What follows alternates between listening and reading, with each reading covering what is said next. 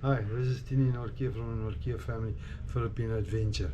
I'm just going to give some feedback on my 13A visa application. I've done the 13A visa application this Monday, and it went quite successful, went well.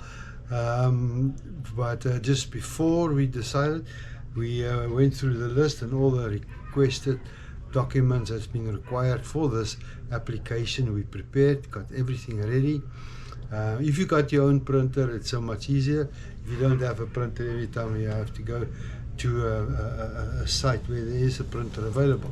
So what we done is we could do our own printing, and we could prepare our documents in the program. It's not correct, we redo. So what I've done is there's 5 folders that you need to prepare. Folder number 1 is all the original documents. Then there's 4 folders with the same copies from folder 1. So you have to duplicate folder 1 4 times. And the requested documents is just give you from my list. I've done an index list that explains each and every document. And the index list is first is a joint letter addressed to the commissioner by you and the petitioner. Petitioner is your wife, where you address the application for this 13A visa. And the second document that will be needed is a SCAF. SCAF is an application document, official application document that must be filled in 2 times, 2 originals, and then 4 copies after that. This SCAF document is by you. Okay, it must be filled in by you and your petitioner. Your wife is a petitioner, you are the applicant. And then the third document is a marriage certificate, PSA marriage certificate. There's a PSA marriage certificate that is a requested document that's requested by the Bureau of Immigration. As I said, it is in Davao City where we went. And then there's a birth certificate, the true birth certificate, PSA birth certificate of the Filipino wife, petitioner. And the document number 5 is the first page of your passport, your bio page, and your last entry ticket into the Philippines. You need to take a copy of that.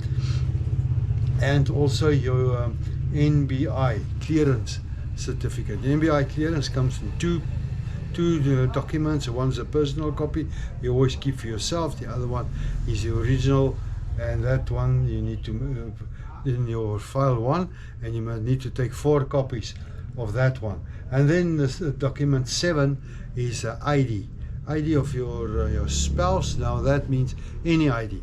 My wife used her passport, Filipino passport, but you can use any ID that is a approved identification document that has been approved by the Philippines. No, even a driver's license can work. Then there's a questionnaire. You have to fill in a questionnaire. One must fill in by the applicant and one by the petitioner, your wife. So that document must be notarized. That's one of the documents that must be notarized. And then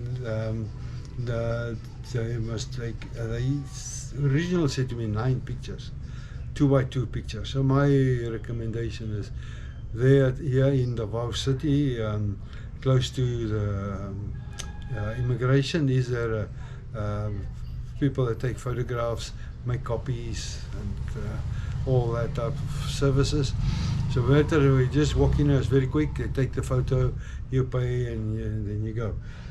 So we took the photos there, and that's added in our files. Then an affidavit of guarantee.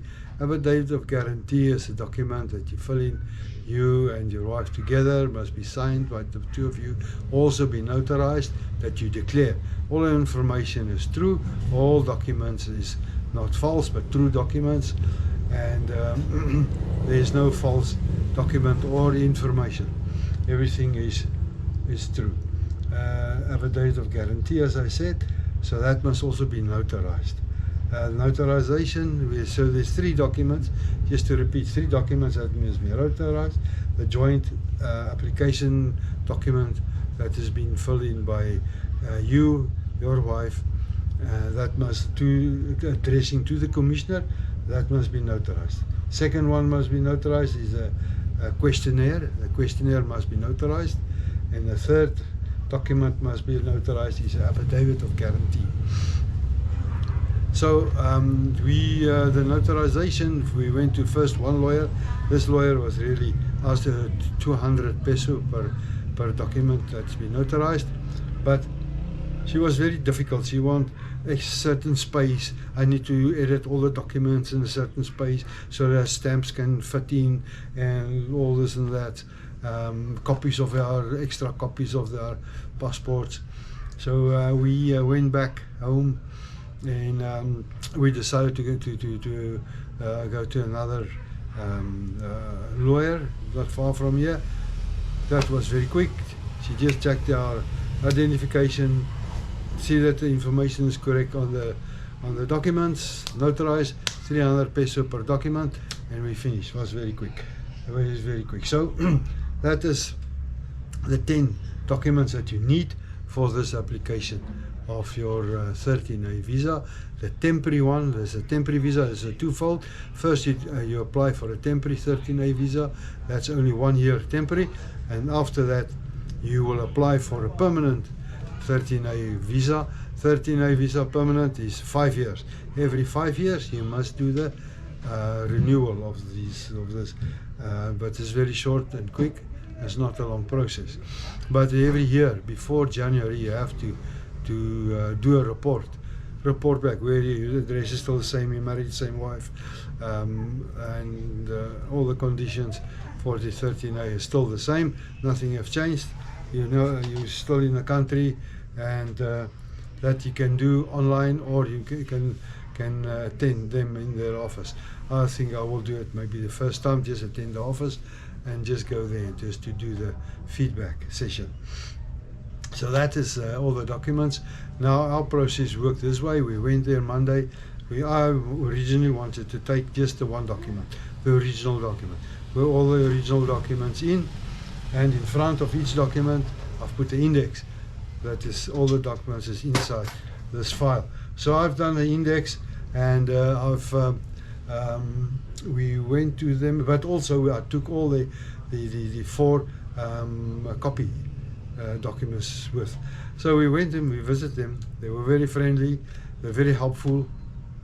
I went through the original document. Everything is acceptable. The address, oh, that's very important. The address that's on your NBI certificate, the address that you must use in all your joint letter, your affidavit of guarantee, and also the CGAF application form. You must always use the same address. If there's a change in the address, they can definitely refer you to change it, and that you cannot. They will not accept your application. You have to change one address and all the documents. So we went there, and they helped us with the CGIF. We've got some information's not correctly filled in, so they just showed us. It took us. We went back to the mall opposite the offices. There's a mall, and we just sat there, drink something, eat something, and just changed all the documents. Made some copies, took the files, all 5 files for them. So they accepted my file with the original documents, accepted the files with the copies in. We wanted to bind it with our own staplers. So they when we saw, they prefer to do it themselves. They've got their own system, how they staple the documents, fold it, put it in the files, and there it goes. Now the next step after you enter the application, and we had to pay. The pay was 11,500. We paid, that's including your ACR card. Now the ACR card is like a identification card, as alien identification, as a foreigner, your identification card. So that card is also included. That application is also included, part of the application. So that we paid, and you must keep the receipt of that payment. So we they said to us we must wait while we're there. Lucky there was no people before us, but they arrived 2 other couples, And the one couple, they were there for their interview, because you have to be interviewed. And so they've applied 2 months before the interview. Then we are lucky that the same day our application went in, they notify us they'll interview us also. So they interviewed us. It was quick, just 3, 4, 5 short questions for me and my wife. And they just asked, where did we meet, how long are we married, and what's our future plans, and all that type of things. And after the interview, they gave us a document that this application's been accepted. It will be sent in. It's going to take 1, 2, or 3 months for the visa to arrive. And they showed me the documents that I must bring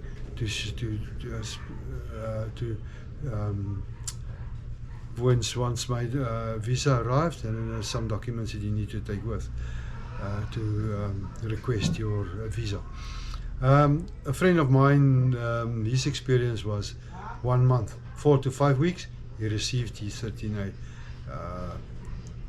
visa. So it'll be very good for me if it is in 3 or 4 weeks, because in 2 months time, 11 December, my visa expires. So if it comes to that the 13A is not arrived before that time, then I have to extend my visa as a tourist visa, only 2 months. That tourist visa is about 2,500, 2,800 peso. And the VOW office, they only give extension for 2 months, the field office here. So that is the process. Also the ACR card, that will be also in 2 to 3 months. Then I will just receive that ACR card. With this 13A visa, I can work and use like a resident visa. No? First is the temporary one for 1 year, and then you get the permanent one. That will be for 5 years. Every 5 years you just renew it. That is my process. Was quite successful. I must say they helped us very big time. Really, they helped us good.